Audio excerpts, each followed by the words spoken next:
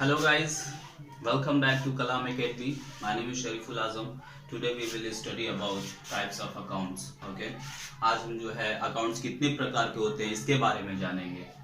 तो कॉपी उठाइए, पेन उठाइए और लिखना शुरू कीजिए. Without wasting our time. Types of account. Okay. There are two types of account. Accounts के बारे में हम जानेंगे कि अकाउंट्स कितने प्रकार के होते हैं. ठीक है.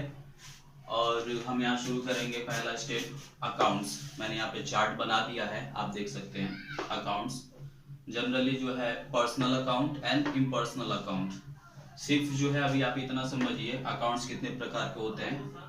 Personal account, impersonal account. ये अकाउंट मैंने शॉर्ट फॉर्म में लिखा हुआ है. ठीक है, आप चाहे तो ऐसे लिख सकते हैं. शॉर्ट में अकाउंट ऐसे लिखा जाता है. ठीक है.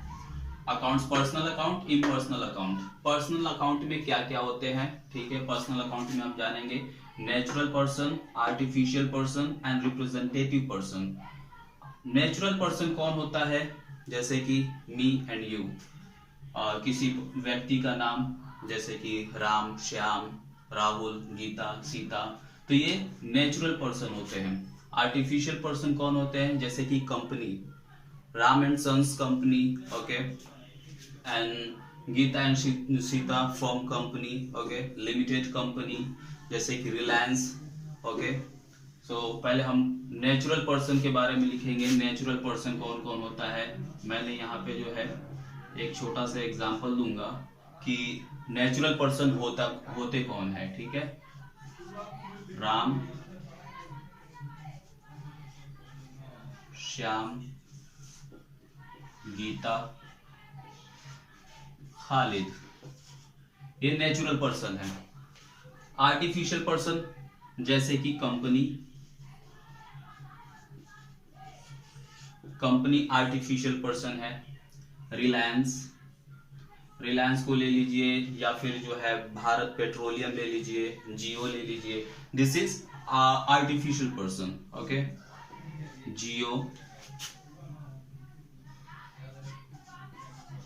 वोडाफोन, ये आर्टिफिशियल पर्सन है. Company, firm, these are artificial person. Representative person कौन होता है. रिप्रेजेंटेटिव पर्सन होता है वो है जैसे कि बंदे को रिप्रेजेंट करता हो.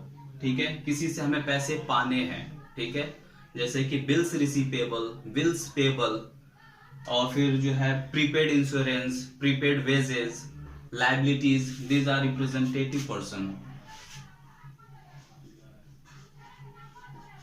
prepaid expenses, outstanding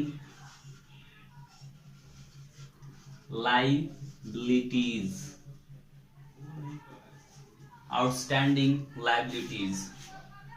this is representative person. ये रिप्रेजेंट करता है कि जैसे कि प्रीपेड एक्सपेंसेस, हमने जो है एडवांस में पैसे खर्च किए हैं. ठीक है, तो ये रिप्रेजेंट कर रहा है कि किसको एडवांस दिया है. भाई तो उस्मान को एडवांस हमने दिया है. किसने दिया है, जैसे कि कलाम एकेडमी ने जो है एडवांस पैसे दिए, एक्सपेंसेस दिए हैं. सो ये रिप्रेजेंट करता है व्यक्ति को, पर्सन को. ठीक है. आउटस्टैंडिंग लायबिलिटीज, जैसे कि हमारी जो है ये कर्ज को बताता है एक तरीके से कि मुझे किसी को पे करना है. मुझे उस्मान भाई को जो है मैंने उनसे 100 रुपए लिया था. ठीक है, अब मुझे उनको पे करना है, या फिर मैं उनके वहां काम कर रहा हूं तो मुझे सैलरी मिलता है. ठीक है, तो आउटस्टैंडिंग लायबिलिटीज जो उस्मान की होगी कि वो मुझे वापस पे करे. So this is liabilities. Okay, उसके बाद ये हो गया आपका पर्सनल अकाउंट. पर्सनल अकाउंट में क्या क्या है, natural person, artificial person and representative person. Natural person में Ram, Shyam, Geeta, Khalid, this is natural person. Artificial person जो नाम हो और वो आर्टिफिशियल हो, जैसे कि कंपनी हो गया आर्टिफिशियल पर्सन. जियो, वोडाफोन, एयरटेल, रिलायंस इंडस्ट्री. ठीक है, airlines, air India. So this is artificial person. And representative person, prepaid expenses, prepaid outstanding liabilities. Okay, prepaid insurance, outstanding liabilities. So this is called representative person. और उसके बाद आते हैं हमारे accounts के दूसरे प्रकार, जैसे कि इम्पर्सनल अकाउंट. इम्पर्सनल अकाउंट होता क्या है, रियल अकाउंट होता है इसमें, और फिर जो है नॉमिनल अकाउंट होता है. आप दे सकते हैं सही तरीके से. यहाँ पे नॉमिनल अकाउंट हो गया। रियल अकाउंट में क्या क्या होता है, टेंजिबल और इनटेंजिबल। नॉमिनल अकाउंट में क्या होता है, नॉमिनल अकाउंट में हम सारे खर्चे, सारे लॉसेस नॉमिनल अकाउंट में लिखते हैं। रियल अकाउंट में हम क्या क्या लिखते हैं, रियल अकाउंट में कैश, असेट्स, बिल्डिंग, जो हमारी संपत्ति को दर्शाता हो, ठीक है, कैपिटल के बारे में बताता हो, हमारी कंपनी की कैपिटल, जैसे कि कैश, कैश एक रियल अकाउंट है, ठीक है। असेट्स रियल अकाउंट है, फिक्स असेट्स है वो। नॉमिनल अकाउंट खर्चे को बताएगा, खर्चे इससे रिलेटेड होते हैं। तो टेंजिबल क्या होता है, इनटेंजिबल क्या होता है, I will write it.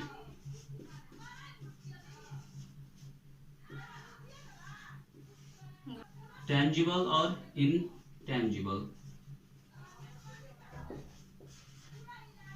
Tangible क्या होता है, इनटेंजिबल क्या होता है। टेंजिबल वो चीज होती है जिसको हम छू सकते हो, देख सकते हो, जैसे कि बिल्डिंग, असेट्स, फर्नीचर, मशीन, ये क्या है, विजिबल है, टचेबल है, सो दिस इज टेंजिबल। और इनटेंजिबल क्या है, जिसको हम देख नहीं सकते, छू नहीं सकते, लाइक गुडविल, कंपनी की गुडविल होती है, ख्याति कहते हैं जिसे हिंदी में।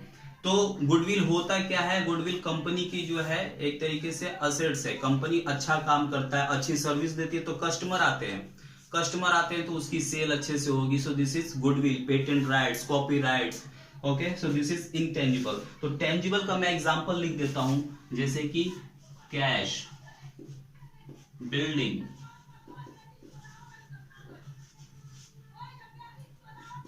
Machine, this is tangible, and intangible, goodwill, copyright, this is intangible। Nominal account क्या होता है, खर्चे, खर्चे इसमें आते हैं, ठीक है, खर्चे, जो भी हमारे खर्चे होंगे हम उसको इसमें रिकॉर्ड करते हैं। इसके रूल मैं बताऊंगा अभी अगले नेक्स्ट वीडियो में।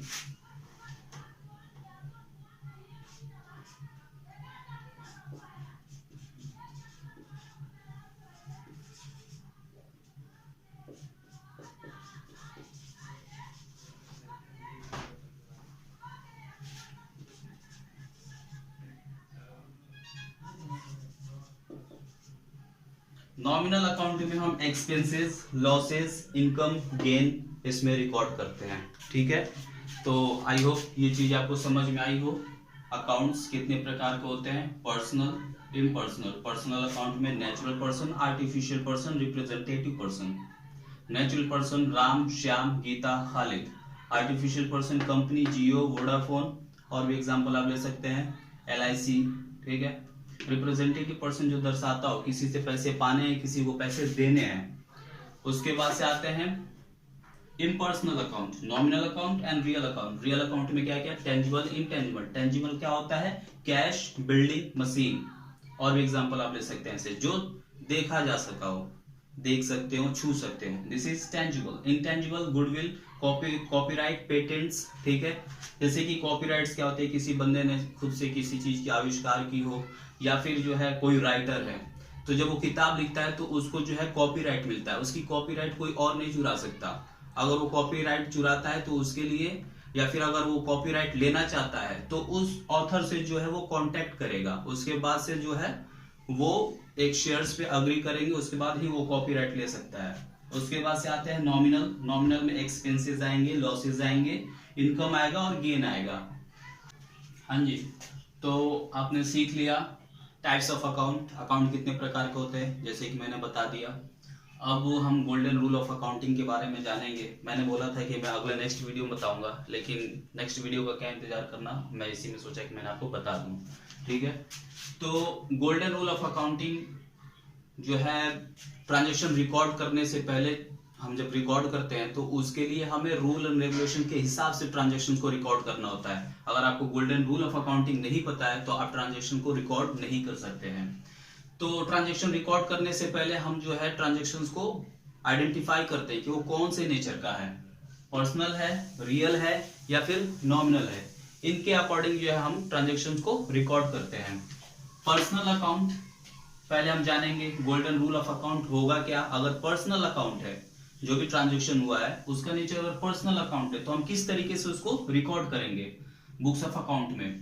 So debit the receiver and credit the pay who पे, ठीक है।